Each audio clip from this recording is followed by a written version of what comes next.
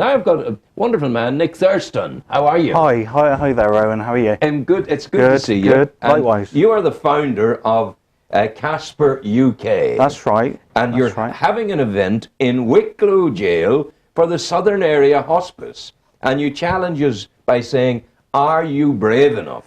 Brave enough for what, sir? Well, it's going to be a charity ghost hunt. It's a little bit out of the norm for a charity event, but certainly I've done a lot of these over the years. I've been doing this for some 10 years. I used to be a big skeptic, and then I had a first-hand experience that changed my perspective on the paranormal front, and it got me into doing these sort of events and open it up to the public. So we like to invite people along. They act as mini fundraisers for the project. And you know, the work that I've done in the past has even been recognised by Sir Richard Branson. Wow. I got flown out to his private game reserve. That was in 2010. That's relatively recent. Yeah, so we raised £15,000 for the local community in Ulasaba. So if you look on the internet, you can read all about that. But we're urging people to come forward and be brave enough to join us down at Wicklow Jail this coming Friday the 21st. How long would we stay in Wicklow Jail? It's from 9 p.m. to 4 a.m. each night. So Friday night, this coming Friday the 21st, and Saturday the 22nd.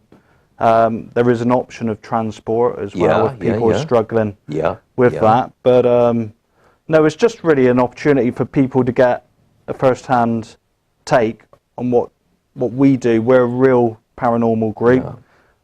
As you can tell, I'm not from these parts. But I think we should tell the people right away. It's a demonstration of your normality. You followed a Newry woman over here. I did. I met my now wife. We got married last August in Bath, in England. That's lovely. What a gorgeous place to get married in. And then house prices, etc. No. We decided to relocate over here, and it's a lovely place. And she's a local girl. Yes, indeed. Wonderful. Well, we wish you good luck and at that end of things. Most definitely.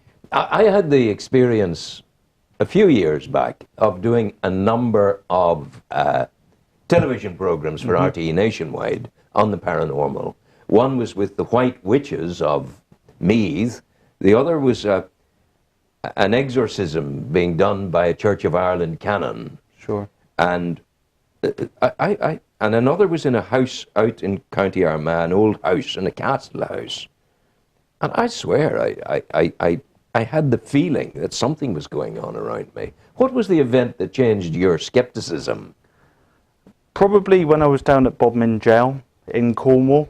I don't know if you know of Bodmin, but it's a very tranquil setting down in Cornwall. Oh, it would be, But this jail that I went to, we did a similar sort of event as this at Wicklow. And we actually had, my granddad came through. My granddad, as strange as it sounds, when we were doing You were in there? Yeah. Now, your granddad was, in all probability, never a resident of Bodmin Jail. No. But might it have been that the atmosphere was, there was a tuning going on that allowed his presence to come to you? There was only a very small group of us. There was only probably about 10, 11 people that evening. And we split up into very small vigils. I went around, you couldn't see your hand in front of your face. And I ended up coming to an area of the jail where people were kept with respiratory issues. And one of the mannequins was of a chap with the surname Willoughby, that my granddad, his name was George Willoughby. George Willoughby, Anyway, we did this again, and again I somehow managed to stumble on the same location. It could just be sheer coincidence, but then as things transpired, we did some glass divination, which is basically, it's not a Ouija board, but it's a glass on a table, and you put your finger very lightly on the glass, and the medium would ask out questions. Now, I was filming in night vision. Yes. The four people that were at the table. It was my fiance at the time, her sister, and two work colleagues. Totally trusted them. Didn't think for one moment they were sort of doing anything fraudulent. Yes, because what we do is real.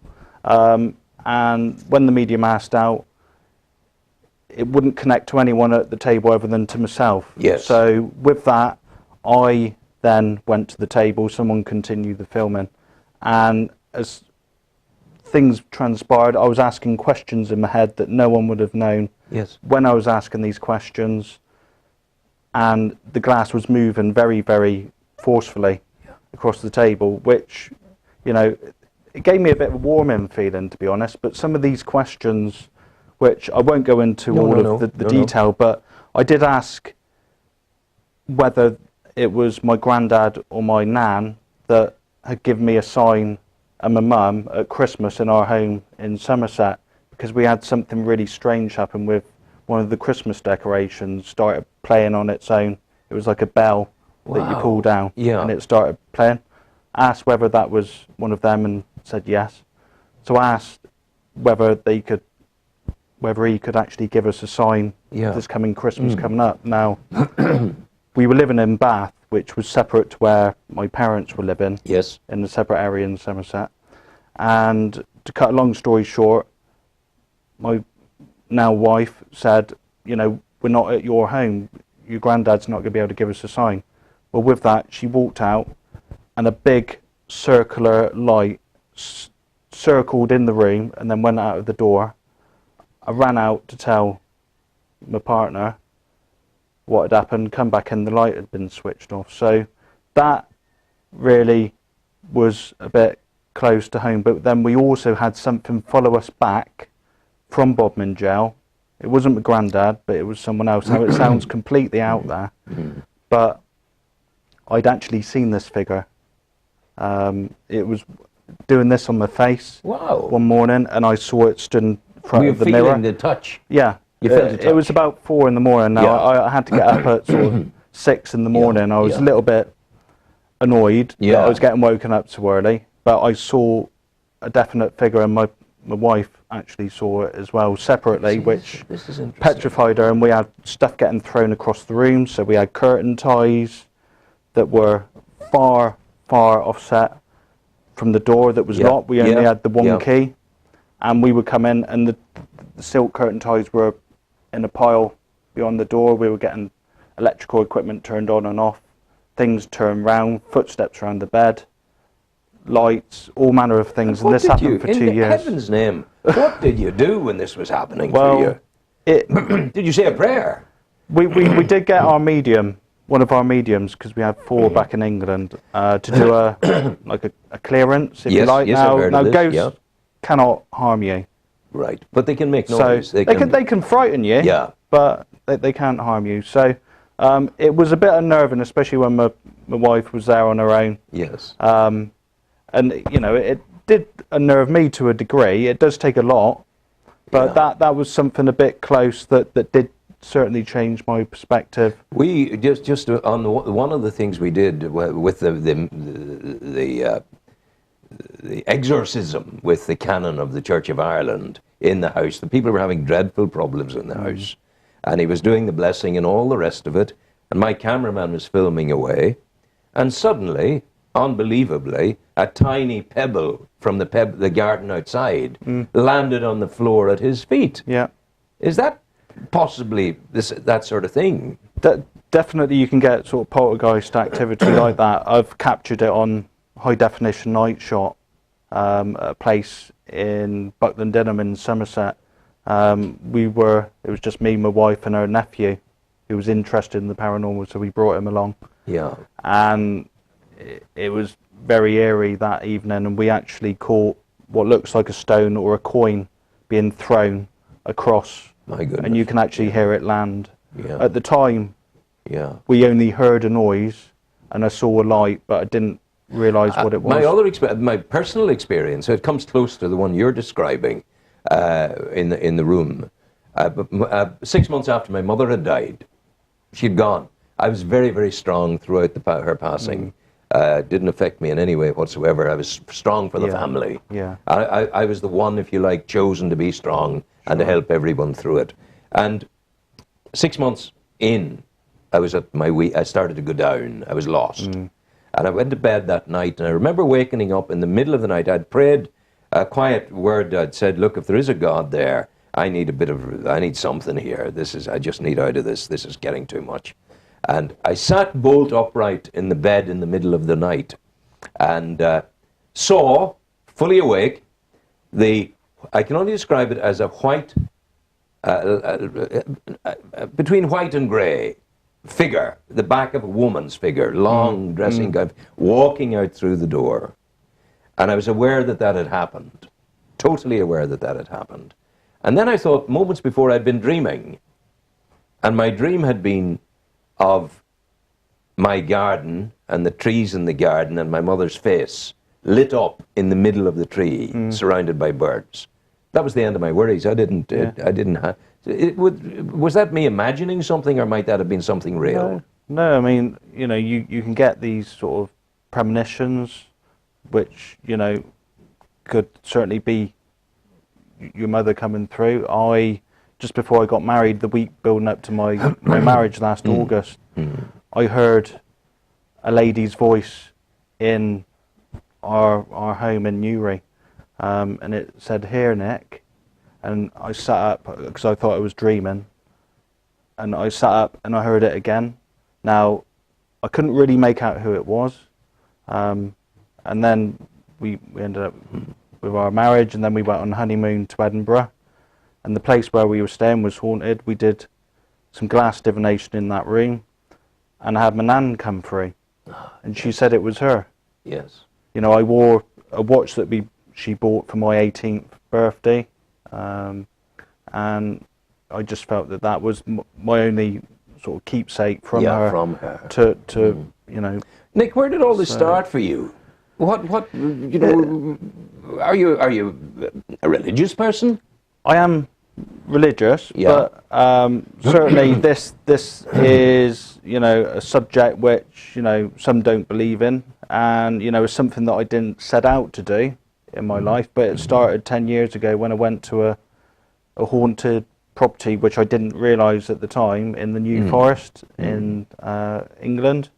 Very picturesque setting in the middle of nowhere, and a lot of strange things started to occur. These sort of strange looking dolls. We were the only people there, and one of them sort of moved when we were the only people in there. It didn't move when we were actually looking at it, but they were all lined up looking at our room. And then the owners had gone out to a surprise party, so we were left to our own devices, and one of the dolls sort of turned the other way, and then the person that I was with got scratched on their neck, and I got blamed, but it wasn't me. But you said ghosts can't hurt you. Well, it wasn't like it didn't draw blood, but it was like you could see fingerprints. Scratch marks rather. And then we're outside and heard footsteps on the gravel drive. Just a lot of strange things happened, and then we asked the owners, and they said, we've got a spirit or spirits here with the medium comes. You don't fear them? I don't fear them. I obviously have had a lot of very sort of frightening experiences. I've been to cellars, like you do on your own, in places like Woodchester Mansion in the Cotswolds of England. I've gone there many a time doing these charity events. You see, I couldn't ever, when we went to, you talk about England place, I couldn't go into the Tower of London. I found it a total impossibility. There was like a force field driving me back. Couldn't go there. A lot of places you do feel are oppressive. Most definitely. Recoil. But I sort of, I want to find out more and get evidence for the skeptics, because, like I say, these events like we're doing at Wicklow this coming weekend is an opportunity for skeptics to come along and experience, and, you know, sent one or two out a little bit pale, which I do apologise. On a scale of 1 to 10, what are the chances of experiencing something at Wicklow Jail? I would say very high. Very high? Very high. Yeah. Why Wicklow Jail? Why did you choose Wicklow Jail? Well, from my experience, jails, obviously, you know, they're renowned for that they're going to be steeped in history for one. You know, they go back hundreds of years. Obviously, a lot of the spirits that there aren't going to be nice, but we do have a medium. Yeah. We'll be doing all the spiritual protection, and you know, we do everything by the book. Yeah. Our medium Crystal should be doing readings before the event as well. So if anyone wants to come along and get a reading, then that's an opportunity as well. And this is all for the Southern Area Hospice? All for the Southern Area Hospice. There's more detail on our website, which is www.casper.uk. That's and is there a full stop between each of the letters? No. No, it's Casper. Casper, CASPER .uk? No, CasperUK.co.uk. CasperUK.co.uk. That's right. That's it, CasperUK.co.uk. And if people want to get tickets for the event, where do they contact you? Well, basically, they can send an email through to casper-uk@hotmail.co.uk. Or they can feel free to call me on 07980 016032. We'll give the folk that number again, because they're scurrying at this moment looking for pens and pencils. 079 800 16032. Now, as you've tripped there trying to get the piece and get your paper and your pencil, we'll do it again for you. 079 800 16032. And that's for this Friday night coming. And this Saturday night it's on as well. And it's on just the 2 nights, yes? It's just the 2 nights. The 2 nights, Friday and Saturday night. There's a coach going from Newry down to Wicklow Jail. If you're in Wicklow and viewing this morning, make contact as well, for goodness sake. And it's really a ghost hunt. It is a spirit indeed. hunt. That's what you're after. Yeah. For goodness sake. Really, really interesting. So there will be a structure for the evening, and we followed the same sort of itinerary in all our events, and people go out thoroughly enjoying the event. It does go very, very quickly.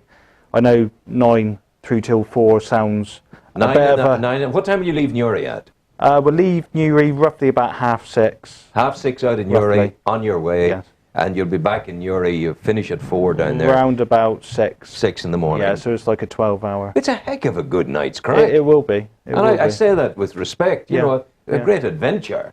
If you want to bring your Indiana Jones kit bag with you, your haversack with you, and a torch with you, if you want to bring some food with you. Indeed. You know. I mean, certainly, you know, for businesses, any businesses that are listening, you know, it's a different sort of team night out without the alcohol, because we don't allow alcohol in our events. Alcohol. No alcohol, I'm afraid. But certainly, you know, it's all for a great cause, and we are lacking on numbers. Southern Area Hospice. Certainly. We're also doing a raffle, so anyone that wants to buy a strip of tickets, we got prizes up to £1,000. Wow.